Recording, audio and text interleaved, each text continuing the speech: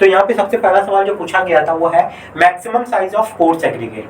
जो भी हम लोग कंक्रीट कास्टिंग करते हैं, चाहे वो कॉलम के लिए, बीम के लिए, स्लैब के लिए, जो भी हम लोग करते हैं उसमें जो हम लोग एग्रीगेट यूज करते हैं, पत्थर की बात हो रही है यहाँ पे, कोर्स एग्रीगेट की, उसका मैक्सिमम साइज कितना होना चाहिए, मतलब उससे ज्यादा नहीं होगा। समझ में आ गया? वो बहुत वर्स्ट कंडीशन है तो मैक्सिमम उतना जाएगा। अब मेरे हिसाब से नहीं, आईएस कोड के हिसाब से कितना होना चाहिए। तो फॉर्मूला इसका देख लीजिए, होता है मिनिमम थिकनेस ऑफ मेंबर,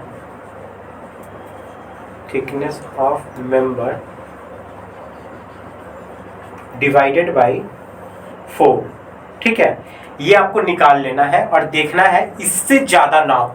समझ में आ गया? मान लीजिए मेरा एक स्लैब ही है, स्लैब है आपका 200 mm का। ठीक है, तो 200 mm डिवाइडेड बाई 4 यहाँ पे आप कीजिए तो कितना है 50। ठीक है, 50 mm आया ना। तो जो हम लोग इस स्लैब को फिलअप करने के लिए जो भी हम लोग कोर्स एग्रीगेट यूज करेंगे वो 50 mm से ज्यादा का नहीं होगा। अब इतना का तो होता नहीं है, लेकिन ये लिमिटेशन रखा गया है कि इससे ज्यादा नहीं होगा। ये कौन बोलता है? आईएस कोड आपका 456 बोलता है। कौन से क्लॉज में? आप जाइएगा 5.3.3, इस क्लॉज में देखिएगा ये चीज लिखा हुआ है। समझ में आ गया? तो क्वेश्चन समझ में आ गया। Maximum size of coarse aggregate क्या होना चाहिए इस पर आईएस कोड? वो है आपका minimum thickness of member divided by 4। आपको ये निकालना है, जो भी आंसर आएगा वो देख लीजिएगा।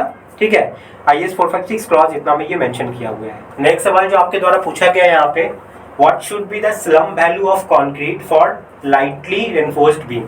जिस बीम में, इस बीम की ही बात नहीं हो रही है, आपसे सवाल जो पूछा गया था बीम से लेकर पूछा गया था, लेकिन कोई भी रेनफोर्समेंट, कोई भी मेंबर आपका हो जाए, ठीक है, अगर उसमें जो रेनफोर्समेंट है वो बहुत ज्यादा हैपोजेटेड नहीं है, लाइटली रेनफोर्स्ड है, एक ही लेयर में है, तो वहां पे हम लोग स्लम वैल्यू को कितना रखेंगे, और अपने मन से नहीं रखेंगे। ठीक है, और ये नॉर्मल है, ये पंपेबल के लिए नहीं बता रहा हूं मैं आपको, नॉर्मल के लिए बता रहा हूं।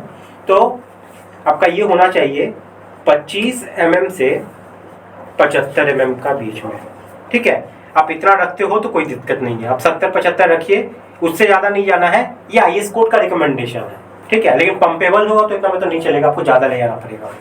तो ये कहाँ पे बोल देता है? ये बोलता है आपका आईएस कोड 456 के क्लॉज नंबर, अगर आप जाओगे देखना वहाँ पे एक टेबल बना हुआ है 7.1 में, किस स्ट्रक्चर के लिए, किस रेनफोर्समेंट के लिए, कैसे कैसे रेनफोर्समेंट के लिए, किस मेंबर के लिए हमको कितना कितना स्लम रखना है साइड पे काम करवाने के लिए, वर्केबिलिटी के अकॉर्डिंग। वो वर्केबिलिटी आपका लो है कि मीडियम है कि हाई रहेगा, उसके अकॉर्डिंग वो आपको बता देगा। तो देखिएगा आईएस 456 क्लॉज नंबर 7.1 में टेबल बना हुआ है, जहाँ पे मेंबर लिखा होगा, बीच में वर्केबिलिटी होगा और साइड में आपका स्लम वैल्यू दिया रहा है। उसी में देखिएगा ये दिया हुआ है लाइटली रेनफोर्स्ड बीम के लिए आपका जो स्लम वैल्यू है 25 mm से 75 mm के बीच में रखना चाहिए। भले आप साइड पे इसको रखो ना रखो, लेकिन इंटरव्यू में आपको जवाब यही देना है, ये मैं बता दे रहा हूँ। जो भी आईएस कोड में लिखा रहता है ना, इंटरव्यू में आपको वही जवाब देना पड़ता है। जब भी आप डिजाइन फील्ड में या किसी भी फील्ड से जाना चाहते हो तो आप एडिशन में बोल सकते हो कि सर आईएस कोड ये बोलता है, लेकिन साइड पे हमारे बहुत सारे चैलेंजेस आते हैं, इस वजह से हम लोग को ये पॉसिबल रखना नहीं हो पाता है, चोकिंग होने का प्रॉब्लम हो जाता है, वाइब्रेटर अगर सही से नहीं मारोगे तो दिक्कत हो जाएगा। ठीक है, रखना तो चाहिए भैया ऐसा ही। ठीक है, अगर सही से आप पूरा 0% एरर के साथ काम करोगे तो ये होने से कोई दिक्कत नहीं है। समझ में आ गया? बीम वगैरह में सब में रखना ही पड़ता है, कोई मतलब इससे ज्यादा करोगे तो सेग्रीगेशन का भी एक डर रहता है, इसलिए बीम वगैरह में सॉलिड थोड़ा टाइट माल ही चाहिए होता है, इसलिए स्लम वैल्यू कम रखा गया है। ये स्लैब का होता तो थोड़ा ज्यादा हो जाता। ठीक है, लेकिन लाइटली रेनफोर्स के लिए स्लैब में भी यही रिकमेंड किया गया है 25 से 75। ठीक है, चलिए नेक्स्ट सवाल की तरफ आगे बढ़ते हैं। तो आप लोग का नेक्स्ट सवाल था यहाँ पे minimum grade of concrete in tidal zone. ठीक है, टाइडल जोन जो होता है वहां पे हम लोग कौन से ग्रेड का कंक्रीट यूज करेंगे। तो सबसे पहला तो क्वेश्चन रहेगा कि सर ये टाइडल जोन है क्या? वो जोन जहाँ पे आपको पानी से डायरेक्ट कांटेक्ट हमेशा रहे, केमिकल वगैरह, इंडस्ट्रियल एरिया जैसे हो गया, ठीक है, या कोस्टल एरिया वगैरह ऐसा हो गया, जहाँ पे पानी एनी टाइम रहता ही है, जहाँ पे पानी का लेवल जो है वो अप है, ठीक है, वाटर लेवल जो है वो अप है, या जहाँ पे इंडस्ट्री, यहाँ पे केमिकल हमेशा निकलता रहता है और चारों तरफ नीचे में बंजर जमीन जिसको हम बोल सकते हैं, जिसपे केमिकल का छिड़ाव है चारों तरफ से, उसको। तो ये मैं अपने हिसाब से नहीं बोलता हूँ। अगर आप आईएस कोड 456 का अगर आप टेबल नंबर 3 देखोगे तो उसमें देखिएगा जो एक्सट्रीम एक्सपोजर कंडीशन है उसमें बताया गया है टाइडल जोन का मतलब क्या है। ठीक है, एक्चुअली आईएस 456 टेबल 3 में moderate condition, mild condition, extreme condition, ये सब क्या है यही बताया गया है। तो वहीं पे देखिएगा टाइटल जोन के बारे में बताया गया है, और ये आता है आपका एक्सट्रीम कंडीशन के ये में कैटेगरी में। माइल्ड, मॉडरेट, एक्सट्रीम होता है ना, तो वही एक्सट्रीम, ठीक है। ये एक्सपोजर कंडीशन में आपका ये टाइटल जोन आता है। तो पहले तो ये समझ में आएगी कि टाइटल जोन कौन सा होता है, किस एरिया को कहा जाता है। अगर वैसा जोन है, अगर आप कंस्ट्रक्शन करते हो, तो वहां पे मिनिमम जो ग्रेड ऑफ कंक्रीट आप ऑप्ट करोगे वो कितना करोगे, वो आईएस कोड आपका बोलता है। अगर आप आईएस कोड 456 ही देखोगे और इसका आपको टेबल देखना है 5, टेबल 5 में अगर आप देखोगे ये एल, ठीक है, टेबल 5 में अगर आप देखोगे तो इसमें बता दिया गया है, और ये आपका होना चाहिए ऑलवेज M40।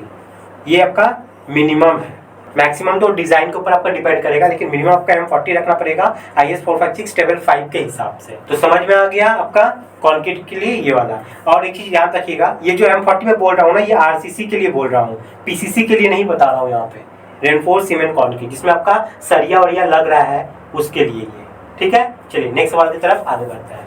तो नेक्स्ट सवाल है आप लोग का यहाँ पर, which workability test is more reliable for very low workability. Very low की बात हो रही है, इसका मतलब क्या है, स्लम वैल्यू कितना पता है, 25 से भी कम है।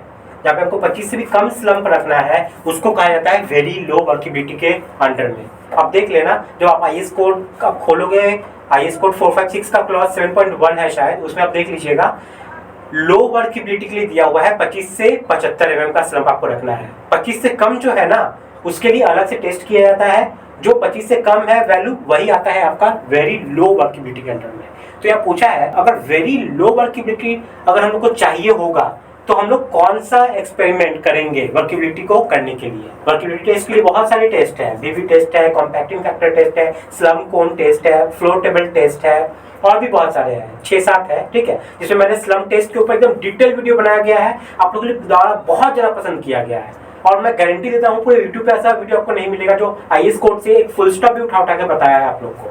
तो मेरा ये वाला वीडियो आप लोग जाकर जरूर देखिए, इस वीडियो डिस्क्रिप्शन में आपको लिंक मिल जाएगा। साथ में मैंने फ्लोर टेबल टेस्ट के बारे में भी आप लोगों को बताया हुआ है, उसका भी एक्सपेरिमेंट मैंने एकदम डिटेल में बनाया है। वीडियो थोड़ा बड़ा है, लेकिन वो वीडियो अगर देख लोगे तो आप जिंदगी में कोई वीडियो देखना नहीं पड़ेगा, और सब आईएस कोड के अकॉर्डिंग आपको बताया है। ये वीडियो है, इसको जाकर आप लोग देख लीजिएगा, डिस्क्रिप्शन में आपको लिंक मिल जाएगा इसका, ठीक है। तो बात है विच वर्केबिलिटी टेस्ट, मतलब वेरी लो वर्केबिलिटी के लिए हम लोग कौन सा वर्केबिलिटी टेस्ट करेंगे। बहुत सारा वर्केबिलिटी टेस्ट है, हमेशा याद रखिएगा। वेरी लो के लिए आपका CFT वाला जो टेस्ट है वो यूज होता है। अब CFT कौन सा है, ये शॉर्टकट कोड है याद करने का, कॉम्पैक्टिंग फैक्टर टेस्ट। और एक की पॉइंट बता देता हूँ, वेरी लो के लिए तो हम लोग ये करते हैं कॉम्पैक्टिंग फैक्टर टेस्ट। अगर आपको मीडियम वर्केबिलिटी के लिए चेक करना होता है तो वहां पे हम लोग यूज करते हैं स्लम कोन टेस्ट, जो आप लोग साइड पे करते हो। ये सवाल समझ में आ गया है। चलिए नेक्स्ट सवाल की तरफ आगे बढ़ते हैं। तो आप लोगों का इस नेक्स्ट सवाल है यहाँ पे, what is the technical name of vehicle used for transporting concrete from batching plant to construction site.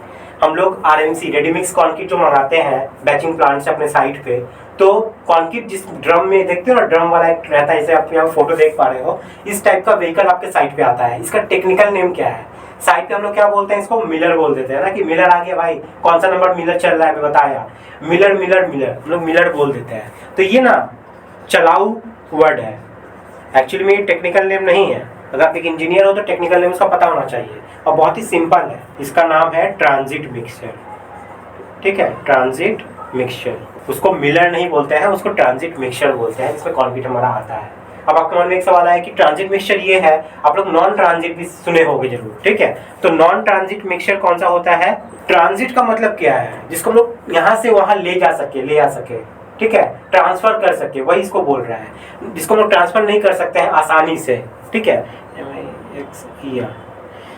तो आप लोग देखना, 1-2 तला जब कास्टिंग होती है, 2-3 तला कास्टिंग होती है, तो हम लोग होता है ना एक जो मैनुअली हम लोग ठेल के ले जाते हैं, वो 2-3 लेबर रहते हैं, वो लोग मैनुअली ठेल के ले जाते हैं। फिर वहीं पे हम लोग क्या करते हैं, नॉमिनल मिक्स जिसमें हम लोग करते हैं, सारा बालू पत्थर गिट्टी डाल के मिक्स करके नीचे गिरा, और फिर मैनुअली क्या करते हैं, हेड लोड के थ्रू उस कंक्रीट को हम लोग ले आते हैं और ढलाई करते हैं।